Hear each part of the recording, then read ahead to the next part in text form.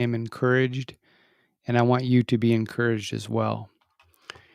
Charlie Kirk's life was cut short, but his legacy is multiplying right before our eyes, and I'm very encouraged by what's going on. In the wake of his assassination, young men and women all across the country are rising with renewed courage and faith, and we're seeing it every single day. Today, you're going to hear from Jayden Gallagly and Andrew Gilbey. They are the president and vice president of what they're calling the Rockford area Turning Point USA chapter. They had to change their name because so far the community college here has given them a hard time, but they're persevering. And, their story is proof that the next generation is not retreating and they are stepping forward. They're choosing faith, they're choosing family, they're choosing freedom. They're organizing on campus. They're helping local high school chapters rise to the occasion as well. They're facing opposition head on, and they're finding their calling to serve both their community and their country. This conversation you're about to hear is going to remind you that our nation's future is filled with hope. Because leaders like Jayden and Andrew, these guys are answering the call, and I'm so impressed with them.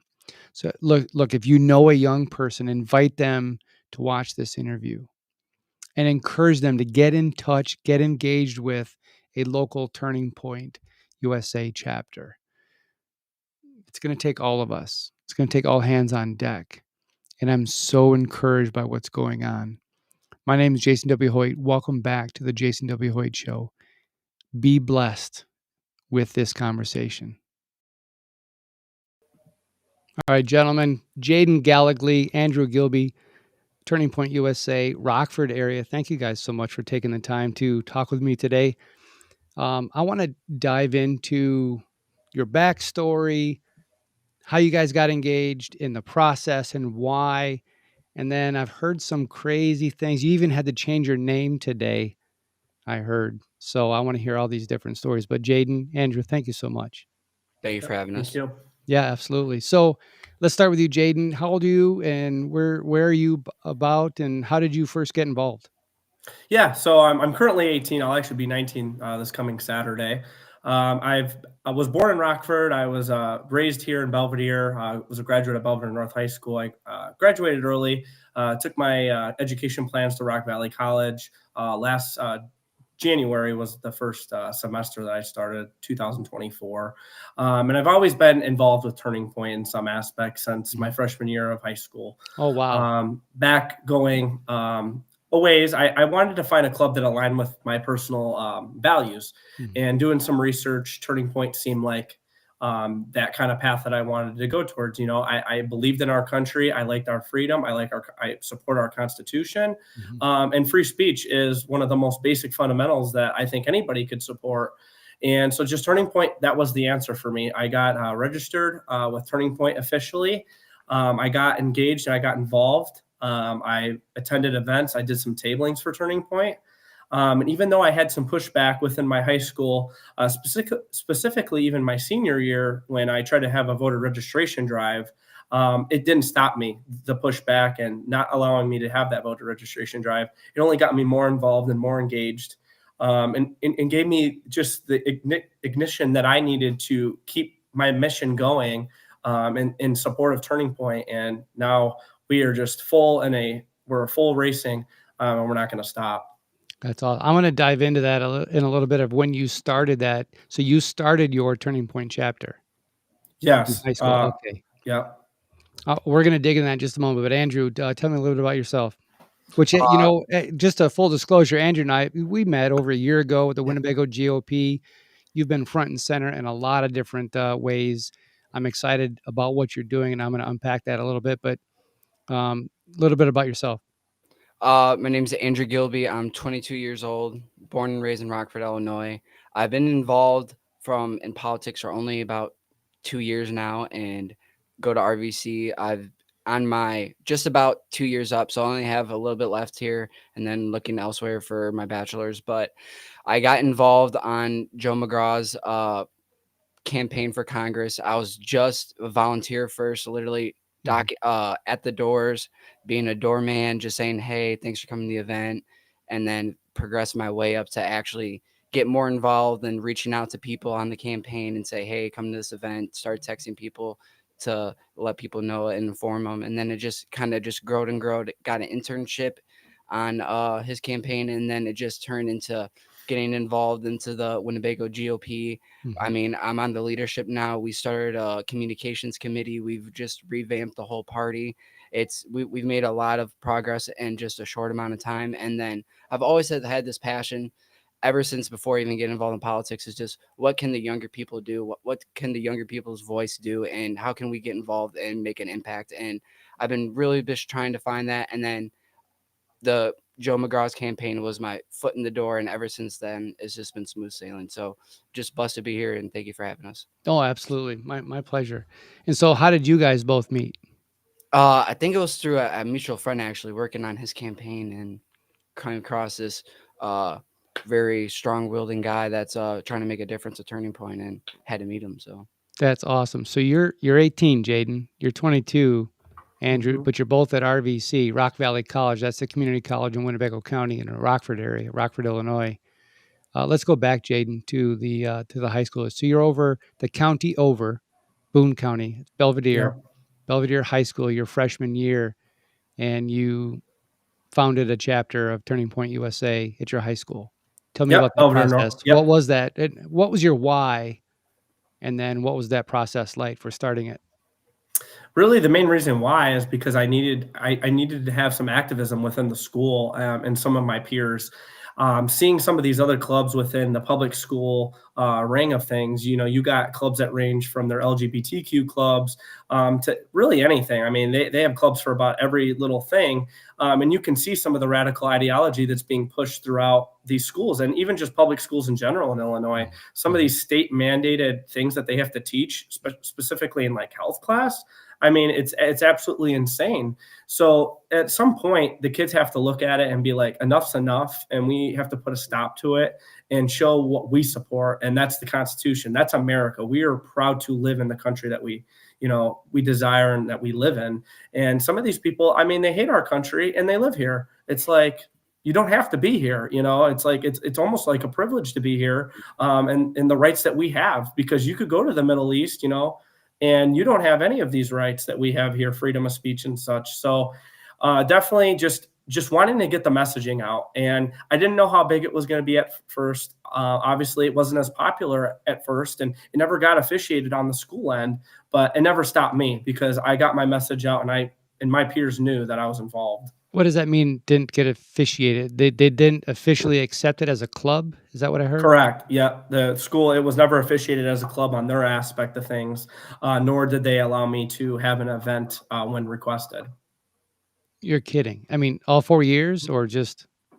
Yeah, my freshman year I signed up. I pretty much was following the material. It wasn't really until my sophomore year where I was really engaged in the material, attending some of the conferences, and really kind of understanding the full grasp of what a chapter is and how to get that. And when I put in requests, I kept the superintendent of the schools was not going to have this club, according to her emails to me. She wasn't going to subject the students to partisan politics, as she called it. She sent me articles, actually. I believe one of them was from ABC, saying how Turning Point is just some radical right extremist group and all such. And that was kind of one of her, I guess, talking points on why we couldn't have a voter registration drive. This was later on to my senior year. Mm-hmm. And I assured her, like, we're not campaigning. We're not doing any, politics. My sole mission was to get kids registered, to access their civil duty to go out and vote, and that was a problem. And then they insisted on backdooring me, and they allowed another group at the school have the League of Women Voters come in and do a voter registration drive. Oh my gosh. Yeah, yes. Talk about partisanship. Yeah. And if you've been following the League of Women Voters, specifically in the Rockford, Illinois region, I wouldn't say they're very partisan. They're organizing these rallies out in Rockford against ICE. And everything. That's very partisan. I mean, they have a history of that. Or protesting the federal building that there's a fence around it. So, I mean, right. Yeah. So just very partisan, and they were worried about Turning Point, and it was just some right extremist group. And I'm like, Man, I always tell them, I'm not an extremist. I just have extreme common sense. yeah, I'd I'm a centrist. I'm centered on the Constitution, land of the free, people. right. Supreme law of the land, Article 6. Read it. Goodness gracious. Yep. So you were never official as a group. So how did you have a chapter at your high school? Did you have to meet? I mean, what was the advantage of being listed? You could have events at the school, but you couldn't. Is that how that worked? Yeah, I couldn't have too much really events. It was more of just talking to the kids within the school that I was able to kind of gather at some aspects and have meetings and kind of understanding. We did a couple events. Actually, the most recent one, actually, well, I wouldn't say most recent, but an event that we saw Charlie. I took up one of my friends, and I met up with a couple other friends. One of my friends, Annabella, she's actually a student at NIU. That will be starting a Turning Point chapter there. And another individual that ran a high school chapter in the suburbs at the time. And at the McHenry County Fairgrounds, there was like a little campaign event, and Charlie spoke at the event. So it was kind of cool to meet up with some other like-minded individuals as well as one of my friends that I took. And we met Charlie and we had a discussion with Charlie. Actually, one of the photos that the Rockford News had shared was that photo with Charlie in McHenry County. Wow. That just blows my mind. You should set up a table and like Turning Point USA is not a radical extremist group. Prove me wrong. Yeah. And we did a tabling at that event. Obviously, it was surrounded by like-minded individuals. But yeah, ultimately, these schools, they give all this pushback for a group like this, but they have other, you could say, so-called controversial clubs. Right. So, and at this point, it's now called Club America. So if you can't have Club America on campus, then there needs to be a serious, I would say, investigation into some of these administration that are putting, a stop and a barrier against this. It's not, I would say, they try to say that the right is weird and not normal. I would say the opposite. Yes. They always project. Wow, that's crazy. So Andrew, you're at the RVC, Rock Valley College, and you guys are working together at setting this one up. And look, you guys organized a vigil in Belvedere, Aberdeen Park recently. And I saw some of the footage. Even, when the media admits there's 1,000 people there, it's got to be 2x or whatever the number is, 1,200, 1,500, whatever it is. That was very impressive. Actually, one of the news I believe a lot of people were upset about is they said dozens of people were there. Yeah. And we were like, there wasn't dozens. You could say many. I mean, you could say many dozens, but no, many. That's so funny. That is exactly what we experienced in the Tea Party days. The media would be like tens of dozens. It's like, no, in DC we had 1.2 million people. Our tax day Tea Party, we had 3,000 people on a Wednesday night in front of City Hall. It's just, that's exactly what they do. Dozens. I love that. So let me dive back into the high school. So you chartered it essentially freshman year. Then you started, when you say get into the materials, what is Turning Point? What do you guys do? Is it, do you have weekly or monthly events and then you go to the conferences, or what is there material? What do you guys do? Typically it's structured however the specific chapter wants to structure it. It's a grassroots youth organization, usually for Gen Z students. They started out, with high school and college chapters. At the time when I originally started it, it was called just like Turning Point USA at whatever school. So like Belvedere North, for example. They now changed it to Club America, which will be by Turning Point for the high school chapters, to kind of show a little bit more like, hey, this isn't just politics. This is, we believe in certain values and fundamentals that are not political, that they're not really opinions. It's a fact. We have a Constitution, we have a First Amendment right. And ultimately, for me, it was hard to have that school interaction where we were on campus actually, advocating for these things because of the school and just the bureaucracy within the school to start a chapter. I mean, what we're dealing with at Rock Valley is absolutely ridiculous to start a chapter. And I can almost guarantee you that half of these other chapters don't have to go through the hoops that we are.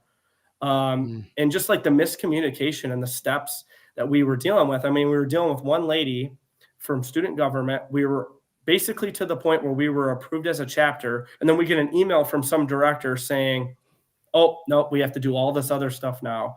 It's like, you can't do that. You can't just sabotage the whole thing because now, it's a group that probably doesn't align with their personal ideology.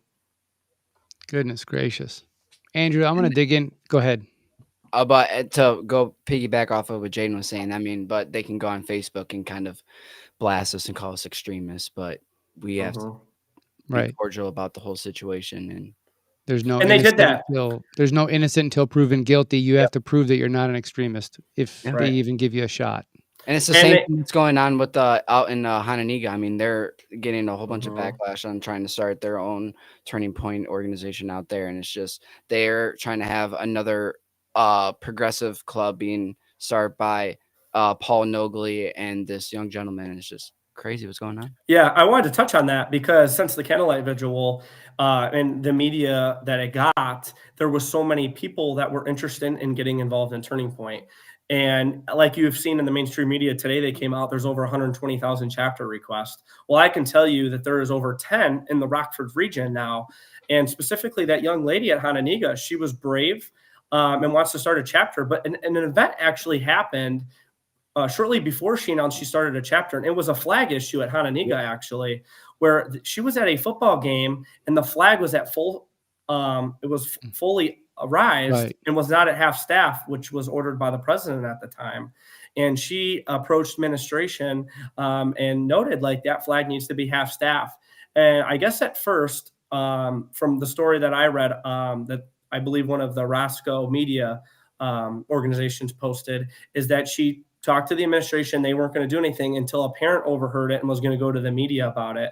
And then all of a sudden that flag went back down to half staff where it should have been, which was ordered by President Trump. Wow. But to blame it, they try to blame it that there wasn't like a proper clearance with the custodians. And so that's why it had to be lowered. But I mean, just to have that type of excuse is just ridiculous. Yeah. They use the custodian crew as their scapegoat. Yeah. Right. Yeah. I mean, it's 9/11 anyways. Yeah. Around that time. I mean, days later. So there should have been a little bit more of an awareness because that typically happens on 9/11 anyways. Mm-hmm. Yeah, most definitely. And so that same young lady is the one that's starting the chapter at Hananiga. Mm-hmm. And like Andrew mentioned, there is a lot of this pushback, and it's on the media. And there's a younger gentleman, I believe, that might be a student at Hananiga that is going to start the Young Progressives group in response to this. He mentions in a social media post about how they need to do whatever they can to stop this group from happening. But then he also goes and contradicts himself, and he says legally they have to allow the Turning Point Club America group. And it just kind of makes absolutely no sense. This individual, he's posted like he's being sponsored by Paul Nogley, which is a candidate against Darren LaHood for the 16th Congressional District.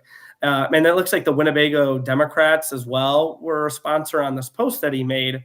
And honestly, some of the things that he was saying about Turning Point, I wouldn't say is necessarily true. And I believe they were false statements that he made in his social media. And I would say, I'm a big advocate of free speech, but I mean, he was getting to the point where it was almost slander and defamation for what he was saying about the young lady in the group at Hananiga that they're starting, and Turning Point in general.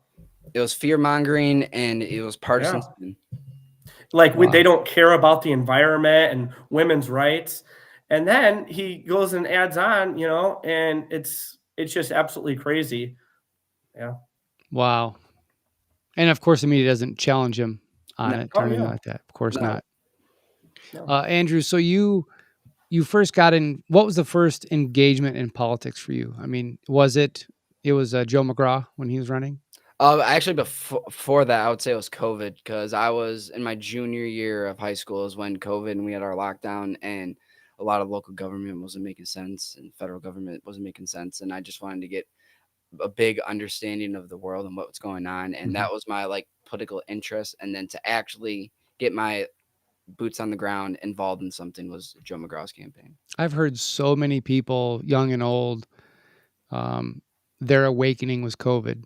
And the response, Elevate and Inspire last night, Jimmy talks about that. And his group began, and Jimmy started that because of COVID, because of his business, and because of the way local governments overreacted, and overreached. So I'm impressed. and impacted.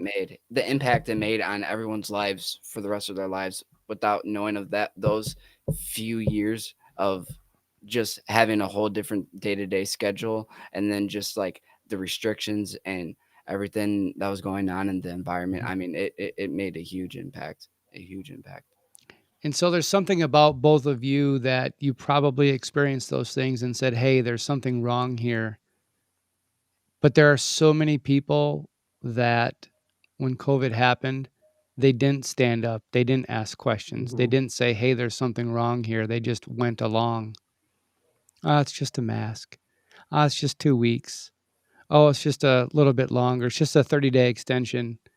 It's just a vaccine. It's just a shot." Oh, well, now we're gonna get censored because I just said the V word, but I'm impressed that you guys had the wherewithal to say, "Wait a minute, something." I mean, tell me about your classmates. Were they like this? I mean, what was the percentage? Were other people awake? Were they other people bothered by what happened, or?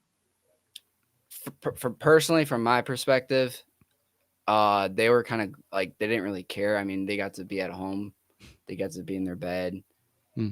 in school. I mean, no one was really complaining. I think they kind of made the best out of a worse situation without realizing the future repercussions it was going to have on their actions during that time. So I I don't know. The political talks and all that, and in my class wasn't very present. Wow. And I can say from my experience, is because I'm a few years younger than Andrew, is the shutdown started in my 7th grade year, so I still had my whole high school, 4 years coming up, when the shutdown originally happened. So going into my 8th grade year with these public schools, which was crazy, is they were requiring these masks full time, when you were in the building, and it was just so unproductive because. And with these masks, they were requiring that you would have to take mask breaks outside, with each class period. And it was just not productive. It was more like, daycare and a camp more than actually learning and schooling. And what was even crazier that I firsthand saw is kids that would be a little defiant and, don't have their, nose under their mask fully. They'd be writing referrals to these kids. And if they had so many, they'd suspend them, or they would have some sort of consequence within the school, which was crazy. And that continued all the way into my freshman year. My 8th grade year, it was kind of where they gave us like A and B days, so we weren't even in person fully. They had to split the kids in half, and I was like Tuesday, Thursday, and then another went like Monday and Friday. And everybody had Wednesdays off basically, and it was just absolutely weird. Going into my freshman year, that mask stuff continued, but I will tell you, basically the day that it stopped was the day, if you're familiar with the mask lawsuit that Thomas DeVore started down south. And Belvedere School District actually was one of the named plaintiffs in that case, or a named defendant in that case. So when that ended up happening, District 100 in Belvedere turned around and sent out an email to all the parents, and they were like, "Hey, just letting you know, we are still requiring masks even after that judge settled the lawsuit and said it was basically illegal, and it only works for that named person in that lawsuit that sued the Oh, school." wow. Well, they sent a different email to the staff members, and that was basically, "Hey, like if a kid doesn't have a mask, we don't really have much legal grounds to enforce it." So they misled the parents. And I can tell you within 2 days, 3 days, I would say at least 70-80% had no masks on, and they couldn't do a thing about it because they misled the parents, and they lied. As a public school entity, they lied. And people had enough of it. And I mean, even the staff members, they were done. They were being defiant. No more masks. And Yeah. it was great to see that was a turning point, I would say, just starting in my high school career. It's interesting hearing your perspective because mine is completely different because I Right. think mine was just so like at the time was just everyone was so uncertain about everything. Like, And you were just graduating around, you were yeah, going to be I was just graduating. I was Right. expecting, like, I didn't have prom, I didn't have homecoming, I didn't have 2 homecomings, and I didn't have like 2 proms. So I mean, it was crazy times, but it was just so uncertain. Everyone didn't know what was going on. We would be at school for one day, then we wouldn't be at there for a week. We would be at school for a week, then we wouldn't. So like, I think from my view, everyone was just willing and abiding by what was going on because they had no idea what was even going on with themselves, with their lives, with their career. I mean, there was a lot of different moving parts in COVID, and it's just it's just interesting to hear two different perspectives from it, because Yeah. Wow. both have way different views on it. I was doing social media for a client, and when all this stuff happened, basically all the employees got together and management and all that, and I'm going to summarize it this way. I'm not going to speak for them, but basically we said we deemed ourselves essential. You know, sorry. And for me personally, yeah, tell my wife I'm not essential. Yeah. You know, I am essential. I am an essential worker. I'm going to keep working. And we didn't do masks out there at all. You know, people would come to the shop, and they're like, "Oh my God, it feels like America here." You know, because people would walk in or walk on or get on property, and like everything's normal. Like we're just It's back to personal responsibility, and I back made to it reality. this grocery store I go to. I made it 7 months before before a manager finally said something like, "Sir, you're going to have to wear a mask." And then it was like 2 more weeks when I saw him again, and he said it again. He goes, "Sir, I think I remember telling you a couple of weeks ago you're going to have to wear a mask." The fact And he remembered you. oh yeah, well, because I was like, I was by myself. I'm just walking along, doing my shopping. Hi guys, you know, smile. I'm the only one smiling in the store because nobody could see my face. And I said, actually, you know what, make it easier. Just tell me what your schedule is, and I'll just make sure I don't come when you're here. Wow. Because he's like the only one who would say anything. Oh yeah, who would care? Yeah. And then next time I saw him, it was cold by then, so I just zipped up my hood. I can't do it. You know. And ultimately for me, and that was kind of a waking up period, going into high school and dealing with this crap that, Pritzker and the state of Illinois produced. Mm-hmm. And the real crime of it is what they did to the teachers, forcing them to get a vaccine to continue to teach. And knowing and hearing about some of these, teachers, these educators that stood up and were not going to take the vaccine and were let go of their duties. That was the real crime that these schools committed. And unfortunately, I think the repercussions weren't severe enough. And I don't think it was pursued enough in court to go after these school districts that did that, because that should have been totally illegal what they were doing. And they were just forcing it down their throat. And you got to get this vaccine. And it wasn't beneficial, especially the kids. It's like they said that it wasn't affecting the kids as much either. Like Right. these kids, if you're healthy, you didn't need that. Right. These kids in elementary, middle, and high school, and they continue to forcibly, push their propaganda. And for all the people, trust the science. For all the people saying that back then, Yeah, science has proven yeah. it so. I like that trust the science thing because, at the end of the day, there's male and female, so they should trust the science. Exactly. Yep. Yeah. Only when convenient. Yep. Exactly. That's So true. let's talk about Charlie Kirk for a little bit. I mean, so for you, Jayden, you get into your freshman year, you're looking for something political to get engaged. You just finished with this COVID thing, and so your mind is on right and wrong, legal, illegal, if you will. So you're looking for, and you find this turning point thing. Did you know about them prior? Not really. I didn't know a whole lot until I really did my research. When I looked into it, I'm kind of a guy that, if I see something, I'm going to do that backup research. I'm going to, validate what the information is. And then I started listening, to some of these people out. I can tell you one of the first people was Benny Johnson at the time, if you're familiar, and listening to some of these contributors for Turning Point. And it really woke my mind just listening to these individuals and seeing their aspect. And, as a young kid, that I kind of already had a base within my family where I knew a little bit what was going on politically through my grandparents and my parents, which I really credit them because they made sure that I knew what the current events were happening in the country. I was a little bit more outspoken than many, 8th graders, freshmen at the time. And I've been kind of known through high school for that, but that never stopped me because any dislike, because I was a little too political, it didn't hurt my feelings. At the end of the day, I'm going to speak what I believe in. And if you disagree, you have the right to disagree, but you're not going to tell me otherwise that, oh, I'm a white supremacist, I'm a racist because you disagree with my opinion. And, some people frankly just don't want to hear the facts of the matter. And later on into my high school years, I believe it was my sophomore or junior year, I wanted to get engaged politically in Boone County.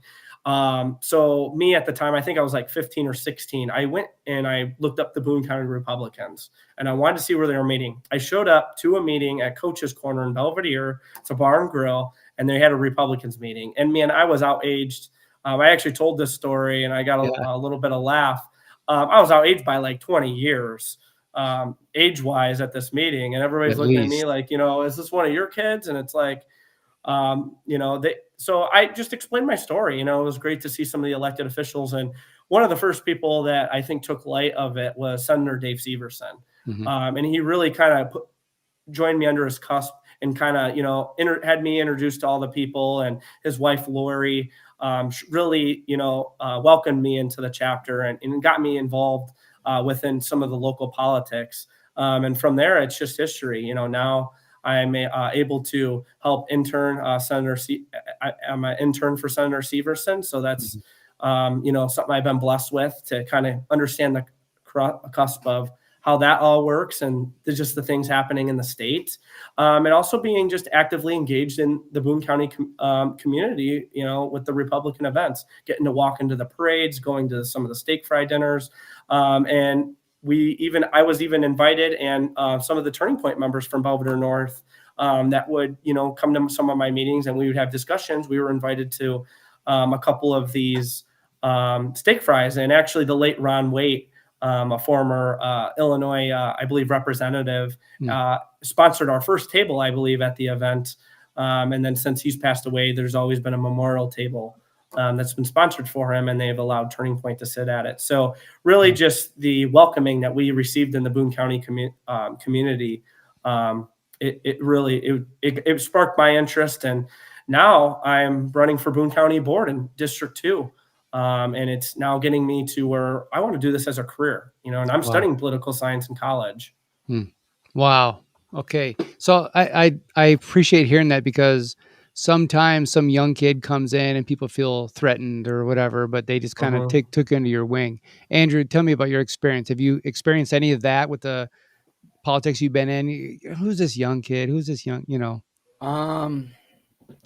Kind of different. I mean, I would say I wasn't taken serious. I mean, I showed up to the Winnebago GOP monthly meetings for probably around 6-7 months before someone really let me talk in a meeting. And then it was like 15 seconds, 30 seconds, then 45, and then it was a minute. But really it was John Eckberg, Kathy Easton, and then us establishing a relationship. You were the guys that really kind of took me under and gave me a chance to speak what I wanted to say and advocate my voice for not only me, but the younger people in Winnebago County. And I think from that, we're able to get a good young group of people on a communications committee, make a good impact there. But I think I wasn't the warmest welcome, but now, I mean, everyone's completely warmed up to me. I call everyone in our party all the time during the week, but my biggest thing was to the party leaders to tell them, when we have younger people, we need to kind of put our arms around them and say, hey, we got you. Whatever you need, we're going to be here for you. Because I mean, having that connection with someone, especially who's young, who's a little standoffish about coming here, they're excited, but you don't know if their people are going to be welcoming. Doing that first step is huge. So I think that's the biggest thing for Turning Point, Winnebago GOP, any organization. Doesn't even have to be political. Just always just having to take someone under your wing, look out for them. That's awesome. I love that. Let's talk about Charlie for a minute. How has his message, because he's had so many really strong and inspirational messages, and you talk to people at even several different age levels, and there's been a little bit of everything for a lot of people. So his focus on, family, faith, American values, and all that. How has his message inspired you? Jayden, you first. How has that message inspired you, or even sharpened your perspective on things? Yeah, as a young 18-year-old now, and going to be 19, I see it as what society is meant to be. You want family growth in this country. We are a leading country in abortion. The left likes to kind of perceive abortion as a right to a woman, and they kind of perceive it as this almost positive thing, like they need to advocate for. And advocating for abortion wouldn't be something they should be proud of. And a lot of people, and I kind of use this as they talk about genocide happening. Well, we have genocide happening really in our own country if you think about it through abortion. Mm-hmm. And so I think Charlie's pro-family and, getting married, having lots of kids, I think that messaging, that's what we need. We're seeing a steady decrease in, the millennials not having kids like they should have been. And instead to, help these, population things, specifically Illinois, look, they lost 700,000 people and lost a congressional seat because you had people leaving the state. Well, you know what the Pritzker and the Democrats did? They they filled it up right back up with illegals these last few years during, the Biden administration. So just go straight back into the pro-family aspect. We have to stand up and be like, enough's enough with their liberal ideology. It's radical and it's dangerous. And ultimately, Charlie's message to a lot of young kids is to not back down, to stand what you believe in, and, have the courage to say something when you know it's wrong. Don't go along with the program. Don't go along with the ideology. Don't go along with what the classroom thinks and what your teachers teaching you, their, ideology and their propaganda. Think for yourself. You got to always do something for yourself. You can't rely on others. And that's what I see so much. I see so much following in a high school area. There's not enough critical thinking leaders. And then that's an issue. I think that's the biggest aspect that separated me within high school to others. I had that leadership aspect where some kids, they were on the fad about, fidget spinners or what they're going to wear to school. I think there's some kids that are more worried about that, what they look like for, their boyfriend or girlfriend and what their social media page and how many likes they have. That's the problem with Gen Z and the generation, where they're not worried about, once you're out of high school, do you know what you're going to do? Do you know what job, what career? I mean, you got thousands of kids wasting tens of thousands of dollars in college, and they're studying some lame degree and they have no clue what they want to do as a career. And again, you have to have a plan. And some of these kids are so lost and they're caught up in all this other stuff that I think social media makes it to be cool. I think Charlie's messaging is, as a young man, as a young woman in this country, you need to wake up and support America, support its, our constitutional rights, speak out against the stuff that's happening that is wrong, and ultimately just advocate for what's right. Because at the end of the day, it's not a Democrat or Republican issue. It is at this time, it's just if you're right or wrong. And right now, the Republican Party is on the right side of history, and the conservative movement and everybody behind that. And I want to be on the right side of history, when, the history classes are going to be, hearing about our period in time, our generation. Wow. So Andrew, talk to me about Charlie. How has he inspired you or sharpened your perspective or even clarified it or helped your perspective on faith, family, American values, and all that? I think the biggest takeaway that I'm always going to remember and try to have Charlie's memory be lived on through is have difficult discussions with people. Have the hard conversations, have those, be respectful, but have the difficult discussions that they're not normally going to have with someone. You never know what someone's going through. You never know what one conversation with someone could sway, what their viewpoints are, what their voting impact could be, how their ideology on something can change. Just because you have one conversation, they could go do all the research on their own, and you could have a change for the rest of their life. Also, I think to really tell the young people about the Word of God and encourage and how important it is to have a relationship with Jesus Christ. Because, without him, you can't do anything. And Charlie, the number one thing you want to be remembered for was his faith. So I think tell young people that who are going through stuff, because everyone's going through problems, no matter what age they are, but especially at younger people who need a good turning point in their life. Try to be that shoulder and say, hey, do you have a relationship with God? Because it could really be impactful for the rest of your life and give you a new purpose to live. So I think that is what I'm always going to remember Charlie and try to live on through him. So yeah, I love that. Yeah. It's like he made believing in Jesus cool again. You know what I mean? Yeah, he did. Yeah, it's an ultimate revival. Yeah. Is what it is. And I think Erica said that, and many of the others that spoke, at his funeral. It is a revival and faith in this country. Again, we've been on a steady decline of people, not going to church and not being affiliated with some sort of religion. You have to have a belief system. You know what I mean? Whatever domination, that you're going to go to, that's up to your decision. But having some sort of faith, you have to have a belief system. Not only does it encompass good morals, but you're overall happier. Look at just what this event has done. Obviously, people have been mourning and crying over this event because it's such a horrible event that's taken place. But you're seeing some of the joy in people that you haven't seen in a long time. There's people now going to church. I've heard it by a couple people that said there was 100 new people, at their mass on Sunday, this last Sunday, and kind of just seeing the amount of new support. The citizen participationship has grown dramatically since this has happened, and I think that's the biggest thing that's gonna just keep growing. And so this move, it's going to be something that Charlie didn't even imagine. Yeah, and ultimately, I think Erica is going to even take this to a whole next level. Well, how many chapters did she have? How many chapters did Turning Point have prior? And you said, what is the request so far? I think it was a little under 10,000 high school and college combined. With one of the recent most updates, I think I saw it was over 120,000 now.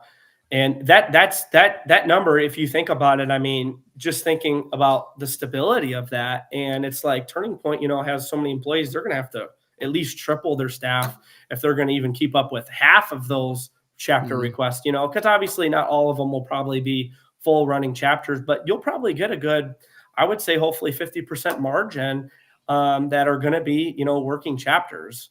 Yeah. And I wanted to share this, this moment I had with Charlie, and it was the last time I actually saw him and spoke to him in person. And it was a panel discussion that I mentioned to you before we started streaming here. And Charlie's, we were introducing people, it's your name and where you're from. And I said Illinois, and his eyes lighted up right away, like, they're not, much, there's not a whole lot of Turning Point in Illinois isn't as big as it should have been. There was a lot of different chapters, and I don't think there was an overwhelming focus on Illinois. But I was one of them, and really one of them only in the Rockford region. So when I told him I was, Rockford, Illinois, Belvedere, he knew exactly where Belvedere was, Boone County. And he says, man, Rockford needs to be cleaned up. And I kind of thought about this, after some of the last events, and I was like, you know what? That's a message. We need to have chapters all over this Rockford area, because he's right. It does need to be cleaned up. We need to have a spiritual revival in this area, in the high schools. Wake up these kids. They need to understand what's happening, because the biggest thing with Turning Point is it's a grassroots education, basically club. They're educating students to organize and assemble, to stand up for what they believe in, and ultimately host discussions with like-minded individuals and even people of the opposition. Because like Charlie, he demonstrated how to debate somebody without, getting real angry, without, swearing at each other, and showed common decency. And didn't, totally demoralize them, but challenged their viewpoint respectfully. Yeah. And that's what we need: respectful debate style. And, it's got to be confrontational, conversational. That's what my word is. We need conversational debate. And I said that in the news article, and they kind of used that as a headline, because that's what we need. And Charlie really demonstrated that. And you're seeing some of these, radicals on the left that you're in Congress, and seeing some of the stuff go on between the elected officials. Some of these people that are part of AOC and stuff, I mean, they have no decorum whatsoever. He really brought back good etiquette. And I think that's something he tried to instill upon our generation: is be respectful, treat people with decency, have good etiquette, not only in a debate style and be civil, but just on everyday walk of life. Treat yourself with respect.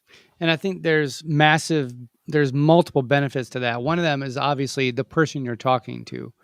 You treat them with respect. You ask questions and challenge their premise that they're going by, and maybe, just maybe, they'll be open-minded enough to change their mind and do some research themselves. However, I think the massive benefit to that type of dialogue is when you stay on the high road and you stay classy and you challenge respectfully, all the drive-by watchers, all the people watching, they're the ones that, if somebody's on the fence on an issue or something, they see you staying on the high road, they see the other person trying to get in the mud and you don't join them, there's a good chance you're going to win Yeah. anyways. Yeah, That definitely. as a technique, I think, I hope you guys take that and employ that. You Oh, were yeah. going to say, Yeah, Andrew, and you even were going to say to speaking. that? Oh, yeah, you have Yeah, go something to ahead. say? I just think like it really shows. It could be someone that watches this video, or it could be someone, and anything of that context, that it can have a lasting impact way longer down the road than just of, oh, you get upset in the moment and you want to have, you have your ego take pride. Mhm. And I think just, you kind of taught me Yeah. that. Well, Yeah. what was the couple of weeks ago on Kathy had her launch party and somebody Yes. made some, I don't remember the details. Some lady made some comment and you saw my response. Oh, you may have actually confused with another candidate because Kathy is sweet and, once you get to know her and blah, blah, blah. And she came back all nasty. Oh, yeah. And then I responded sweetly again, actually, she is a really wonderful woman. And I think that if you spend a little bit of time and do your due diligence and get to know her before making a decision, we're over a year from the election. And this lady's just like, no. And I think everybody reading that probably saw that and was like, man, I'm not getting in the mud with that lady. And boy, Jason really handled that, or whatever. Yeah, got to kill them with kindness. Yeah. And one thing I wanted to mention that I really saw with a lot of college kids that met Charlie on campus back in the spring here, earlier this year, Charlie came into Illinois. He had University of Illinois and Illinois State, and I was part of those where I was able to see and meet Charlie. And I will say, talking to some of these college kids, they say so much liberal rhetoric is forced down their throat and on campus through their government classes, throughout all their classes. Even English, I had an experience where it was just forcefully pushed, like that, the Republicans they're just the big bad wolf. And these kids day in and day out have to go to college and they're paying thousands of dollars to hear this. And some of the kids like myself, I have to go to college if I want to have a law degree. I mean, unfortunately, that's just the way it is. But Charlie was kind of their breather. They're like, finally, we somebody's, on planet Earth that can talk to us, that we, we resemble, that we understand Charlie, we support Charlie. And I think that's something to have. All these institutions, these college higher education institutions, they are all very radical. I would say, a big percentage, overwhelmingly majority. And so for Charlie to come to some of these campuses and to show, conservative values, and to have thousands of kids show up, wherever it was, whether it's in California or Illinois. I mean, Illinois' atrium, it totally filled up. You couldn't even put any more people in there because of how many showed up. To show some of these students coming out of the woodwork and showing like, hey, we're not the minority that they're, out to make us look like. I'm telling you, we are the majority. And like I said, with Gen Z, Charlie's woken up so many of these kids. Like, as you've seen with these 120,000 new chapters, there's only going to be millions more that are going to be waking up. And the colleges, I'm telling you, they're put on notice and they're scared. They're scared to see what's going to happen. That's why they're giving so much pushback to these high school and college chapters, because they know these kids are waking up and they're scared of the repercussions with kids waking up and rebelling against their liberal ideology. I don't think there's going to be tampons in bathrooms for much longer. Yeah, that's awesome. I remember hearing that. Yeah, it's just like Alex Stein. He goes to these meetings, if you watch him, and he's like, goes to these school boards, and he's like, "Here's a tampon for you. Here's a tampon for you. How about you use it because you got it in the boys' restroom, right? In third grade, you get these elementary school kids, these boys, you're going to get them confused because you have tampons in there. That's all it is. They're purposely trying to cause mental health and psychological problems, specifically in young men. They're really targeting young men. Yeah, indoctrination. Yep. And it's starting right there, right in elementary school. Yeah. when we're talking about debate and having that dialogue with people, I just the people that the drive-by watchers, them being impacted by that. I can spot a MSNBC talking point, which is different than a CNN talking point, which is different than a Fox News talking point, which is different. But for a lot of these people, if you ask one follow-up question and then maybe a second follow-up question, they're lost. Mm-hmm. They have no depth. They have no research. It's all talking points. And what I've noticed about Charlie is obviously he's so well researched. Did that inspire? Has that reached the audience to say, you know what, I want to be that well researched. I Yep. want to do my homework as well. Mm-hmm. Yeah. And for me, I saw this firsthand, specifically in that panel. Charlie was really telling these kids, you have to take a moment and stop and ask another question. You have to do that second hand of research on things, because that's what's not happening. Kids are seeing something on TikTok and they're like, oh, yeah, well, look at this. I believe this automatically without doing that second. Ask a question. What are the Right. motivations, the political motivations? Who could be Yes. benefiting from you seeing that? You have to step up and ask another question and take a different look at it. And that's, again, where it comes to educating and waking up these Gen Z students. And now what's going to be aging in is Gen Alpha. That's the new generation. So, and it's going to start there. They're going to try to start and indoctrinating that new generation. And we can't let it happen. Yeah. They already have, but we got to put a stop to it, and it's got to be solid. Yeah. Andrew, you were going to say, I mean, as far as the research and getting to that next level and responding to folks. Oh yeah, I mean, I think from Charlie, it just makes it makes or breaks it, because like you can see like kind of what Jayden said with kids our age, they just go on TikTok, they'll see a few clips, and then that's their belief system, or that's what they truly believe. But you need to ask them that question. You need to ask them the why. Why do you think that? Their thought process, their own personal thought process behind what they believe, and to see if like it truly backs up to what they say, and question them on that. Like say, oh, really? So where'd you hear that from? And why do you think that is true? Like, I think like those follow-up questions really truly make a difference, because it kind of puts their own person on their spot. Like, really, is this what I really truly believe? Or is this something that I've just seen on Facebook or on TikTok, and now it's something that I want to talk about? And I think it's true. Do you think through this process that you each have identified your calling, if you will, or a purpose and a life mission for this? Yep. And I mean, as far as your community, your in the nation, what do you feel is your purpose and your calling? Andrew, go ahead. Put you on the spot. Okay, I feel like there is no going back. I'm all in till the day I die. I mean, I've always have had patriotism for my country, but it's just it's really solidifying my beliefs. What has happened not only the past couple of months, but the past year, and it's just been a complete buildup of saying, yeah, you are where you need to be. Try to encourage more other people to get into, to buy into this and what's happening with our country, and be a part of this movement to just really make a good change. I truly think I'm where I need to be. And we've talked about this. In full disclosure, I wrote this book this past spring, Sharing Wisdom, and Andrew, I have not given it to you yet, but it's turned out beautifully based on our previous interview, developing your 10-year roadmap, your wisdom roadmap. And I'm very excited about the direction that you want to go in the 10 years and how you're going to get there. And everything we've talked about and everything that Charlie stood for is right inside that roadmap. And we developed all of that prior to the assassination. So I'm super excited about that. Jayden, your calling and your contribution to your community and nation, what do you see that as? Yeah. Not only did Charlie solidify my personal values that I kind of discovered at an early age, but he's kind of built just this green light, like, hey, we need to continue his mission. If we want a turning point in this country, and I think Erica is going to make that happen, we have to educate more students. We have to get the word, we have to get the messaging out. And it's only going to start with more advocacy, more chapters.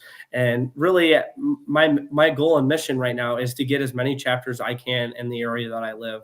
It's what I can do hands-on right now, quick. And I think it will only spread. I've had a couple different career paths in mind. I've always been a good person to do a speech in class, and I have decent argument of skills, and I've always been that person that I have a lot of peers that know I'm political, but they also know I have those leadership qualities. And one of my main goals when I was in middle school is I always wanted to be an attorney, and that was kind of always one of my goals. Like, I want to go to law school. I've always been to the watching TV shows, with whether it was Law and Order or Suits, The Lincoln Lawyer, and that kind of always has inspired me from a young age. And I can see myself in a place where I am litigating, law in court, and standing up and for the Constitution, maybe as a civil or constitutional attorney. But I think it's shifted a little bit to where I'm going to be a little bit more as an advocate, political activist, specifically for Turning Point, because education is one of the most fundamental things that we do in society, and especially in America. I mean, even look at the literacy tests across the board in English and reading, and mathematics skills. We're horrible considering some of these other countries. So things like that, that's where it starts, and more focus on that. Living America, understanding what's happening in the country is far more important than learning what hundreds of pronouns they so-called have, and gender ideology, and all this propaganda that they want to push in these kids to make them hate America, because that's what they want to do, specifically in history class.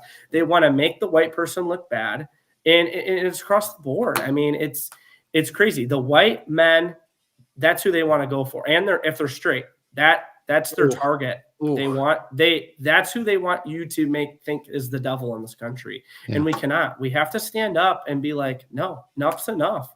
And it doesn't matter, at the end of the day, what color you are. Mm-hmm. I mean, whether you're brown, white, Hispanic, you have to ask a question and be like, I mean, what's going on in this country? And right now, I'm telling you, the conservative movement is aligning more with fundamental principles than anything.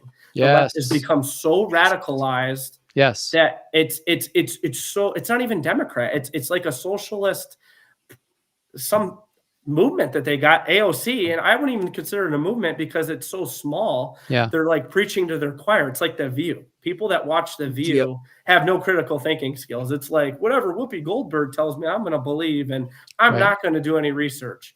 And we can't have that. So yeah. I love that. And so you're spending time with people in your clubs, educating each other, so then you can go forth and multiply. So you can go forth and educate others. And the last book I wrote, I Believe in Freedom, Don't You? And I said, how to talk to family and friends about liberty. And I have a section in there about 30 foundational American principles. And it's been difficult because you give it to people on the right and they're like, oh, freedom, liberty. I say, no. A lot of you are doing this wrong. You're doing liberty wrong. You know what I mean? It's like, stop calling them our leaders. They're not our leaders in Washington. They are public servants. They work for us. They are our representatives. Right. Yeah. They're not our leaders. And also, like, constitutional rights. I don't have constitutional rights. I have constitutional protections. Mm-hmm. I have natural God-given rights. The Constitution was written to protect them. So sharpening people's perspectives. And if you guys are part of Turning Point, and this is the message that's, I'm so excited about that. You said 100. The last I heard was like 32,000. You said it's 120,000 requests. Yeah, it's went up. It went to like 50. So it went to like 80,000, 120,000. I saw today. I mean, I'm sure they're so overwhelmed. Like I said, just the staff that they have. Their headquarters is in Phoenix, but like, man, they're going to be on a hiring spree, I'm sure, here pretty soon. Mm-hmm. Wow, I love it. So last question, short-term, long-term goals. I mean, I know you guys are focused on local area and all this, but how would you describe, Andrew, what is the short-term and long-term goals for your Turning Point chapters here? I would say, like with Jayden, try to get every high school chapter established in Winnebago and Boone County. Mm-hmm. Kind of easier with Boone County. Yeah. But I just think that's our biggest goal right now, but also to get younger people involved in politics, get younger people wanting to volunteer, wanting them to give back to the community. I think if we can spark that into younger people and get action on that, it's going to be even huge. Yeah. Jayden, what would you say? Short-term, long-term? A short-term goal, I think, is similar. And with Charlie, why he did so well is because he appeared a little bit younger for some of these 18, 19, 20-year-olds, right? 20 going on into their 20s. And I will tell you that helps. Seeing somebody their age speaking about something that they might already have an idea that they believe in, or, they have similar beliefs, that right there already, plants the seed in these, people's mind. They have to see young leaders. And that's kind of my short-term goal, is create these young leaders in the Rockford area, because then once they're, graduating, say they're a freshman, they're graduating like I was. Now you have the skills to go out in your community, stay in your community and lead, and give back. Because at the end of the day, we're only here for a certain amount of time, and you don't want to leave this earth without any regrets. And ultimately that goes into my long-term goal. I want to accomplish whatever I can that is going to better my community in the future. My kids, I want to make sure that we are supporting them. And right now, like with these current people in DC, they're burying Gen Z in the dirt. And I said this on the Charlie panel.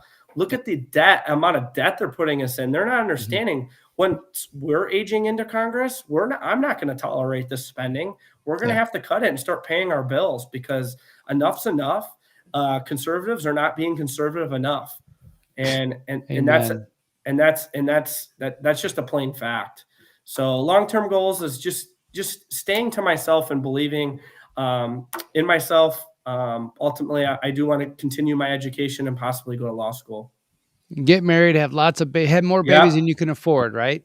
So you're going to replace them. Amen. I want to highlight something you said though, Jayden, that I truly appreciate, because you said you want to get to these other new chapters and all that, and you want to create other leaders.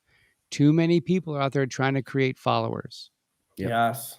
And you said it yourself. You want to create other leaders. I love that. Yes, absolutely. Because leaders, that's the difference between a follower. Somebody that understands something, that's great.